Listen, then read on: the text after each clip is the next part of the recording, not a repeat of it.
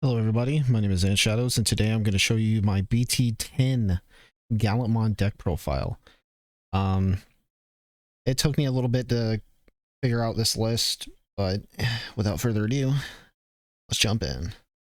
I played four GGmons. Drawing is very nice in this deck, especially when you're trying to get your pieces that you need. So I only use these four. If you want to use a fifth, I can't remember the name of it, but the one that does 6,000 DP or more, you get to draw a card. That would be a good one to throw in here too as a fifth. But other than that, 4 GGs and you're good to go. All right, for the rookies, I use 4 of the EX2 Gullymons. On play, you get to reveal 4 of your cards, add 1 with Growlmon or Gallantmon and 1 Tocado from hand, and then place the bottom of it. And then with the inherit effect, if this Digimon has Growl or Gallon in its name, delete one of your opponent's Digimon with 3,000 DP or less. It's pretty good to have in here. The next rookies is Gallantmon. On your turn, if you have level 6 or higher, you can throw Gallantmon on top of this to be able to get there faster to take them out. And then the inherit effect is when an opponent's Digimon is deleted, trigger draw 1. More searching is always good to have. And for the last rookie that I have, it's just the Gallantmon X ante. When digivolving, delete one of your opponent's Digimon with 3,000 or less DP. And then the inherit effect is just add 1,000 DP on top of that, the maximum DP. And that's it for the rookie lineup. Onto the level 4s, or other known as champions. I got 4 of the structure deck Growlmons. Inherited effect, when an opponent's Digimon is deleted, gain a memory. It's always good to be able to have more memory on your side so you can do more stuff, have better turns, and hopefully go for game. And the other 4 is Growlmon X antibody to add 1,000 to the maximum DP deletion. Always helpful, especially in a deck that focuses on a lot of DP deletion. And last card, the Goonimon for game.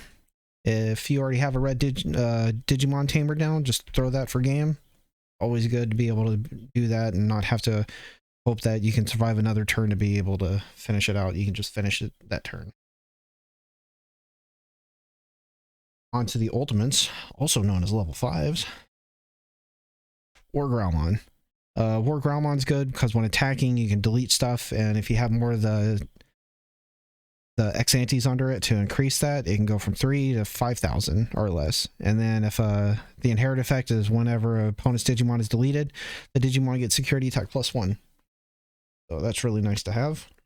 And for War Growlmon X antibodies, it's good because when digivolving, you make all your opponents Digimon, or 2 of their Digimon gain on deletion, lose a memory, which is always good. And then you can choose any number of your opponent's Digimon whose total up to 6,000 or less and delete them. With more inherited effects, you can make that 8,000, I think. Yeah, and that's also a 4 Growlmon and the X antibody is, and the Digimon's Digivolution cards too, just to clarify. All right, on to the Megas, also known as level 6. I got 3 of the structure deck Gallantmons. Security attack +1 is nice. When attacking, delete one of your opponent's Digimon with 4,000 DP or less. Obviously, if you got more DP, that increases. But if it does not, you gain 3,000 DP, which is also good because this deck really needs as much DP as it can get to be able to not die. I have some little spicy stuff in here to make that not too much of an issue if something is stronger in the security, but we'll get to that soon. And then the last card is Gallantmon X antibody. You can digivolve it for 1 off of a Gallantmon, and when digivolving, you can delete one of your opponent's Digimon with the lowest DP, and if no Digimon was deleted by this, you can unsuspend this Digimon. So if they don't have anything, you can swing with this Gallantmon and then digivolve on top of this, and then bam, that's 3 attacks right there. And if you deleted something, that's 4. Or even if they just have 1 big tower out there, deleted. Then on your turn, when an opponent's Digimon is deleted, if Gallantmon or X-Ante is in this Digimon's Digivolution cards, you can trash the top of their security. So then you ain't even got to worry about that card.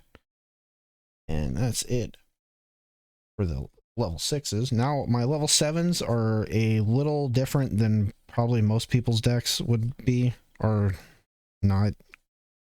But I run 1 Gallantmon Crimson mode and 1 Omnimon. Because Crimson mode is nice to be able to delete all your opponent's Digimon with the highest DP, and if they have multiple of the same, it's nice to just have all of those gone. And when attacking, you can strip one of their security, but you gain 1 to that for every 10 cards in your trash. It's really nice to have. You could easily just make it like, you can make this and that, like have 2 of them instead of just 1 and 1, or you can have 2 Omnimons instead of that. But 1 and 1 is nice for me. I like it. And obviously, you know, Omnimon's good. When Digivolving, you can on-suspend. It has Blitz. And if opponent's effect would try to delete that or anything, you can just trash a level 6 and save it. Really nice to have. Alright. On to the Tamers. My Tamer lineup might be a little weird. Some people might understand it. Some people might be a little off-putted by it. But for my memory setters, I run 1 hero. Because more DP the better for this deck, because this deck greatly needs DP to be able to survive. And it's a memory setter. It's always nice. And for my last memory setter, I run 1 tie. Security tech +1 for 4 more Digivolutions is always nice. Always good to be able to strip more security if need be. And it's also a memory setter, so that's very helpful as well. This might be the controversial moment. I play just 1 Tocado. Having Blitz on a Gallantmon or Growlmon is nice, but the deck list that I have is a really tight deck list for what I'm trying to accomplish with it. So 1 is technically good enough. If you get it out there, that's great. If not, it's not the end of the world, but I just run 1 Tocado just so if it is out there, I have Blitz anyways. Now here is also a different thing. I run 2 Tai and Kairis. It's really nice to have because if you have 3 or less security cards, you gain in memory. If your opponent has 3 or less security cards, you still gain in memory. But its most important thing is when one of your red or yellow Digimon attacks, you can suspend this card to -2,000 of that. And if you have both of these out, that's minusing 4,000 of whatever it is. So you have a much higher, much better chance of deleting security cards without worrying about your own Digimon being deleted. And I also have a tech card to go with that as well. That is going to be in my option cards. Last 2, Cool Boys. Who doesn't love to gain memory and draw a card for free? And that's it for the Tamer. For my option cards, standard 2 red memory boost. Got to get your searchers and cards somehow. It's always the best, especially considering this is basically just straight up red deck. So that makes it a lot easier. And 2 X antibodies. So just in case, if you want to have your X anti and your regular Gallantmon by themselves without having to sacrifice a Gallantmon under it, since it's just 3 and 3, X anti is always good. Cool Boy also helps you search for those. And my last 2 cards are why I have Kai and Kyrie in here. Sunrise Buster. For a 5 cost, you may play 1 yellow or red Tamer from your hand without paying its memory cost. So for 5, you already get to play a Tamer for free, and you get to target one of your opponent's Digimon, and they get 3,000 DP for each yellow and red Tamer that you have in play. So I know it's probably a long shot to have all these out, but each and every one of those will minus 3,000,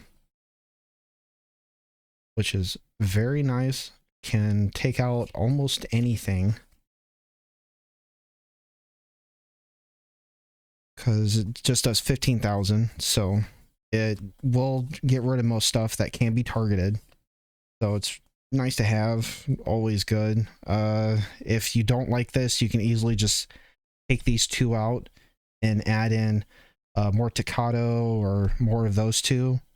But I like it because it's just if things get bad, I can delete stuff, and it's also nice to have these two because if I'm attacking into security, I can just suspend these and not really have to worry about something killing it. It's just a, oh god, what about my the option cards?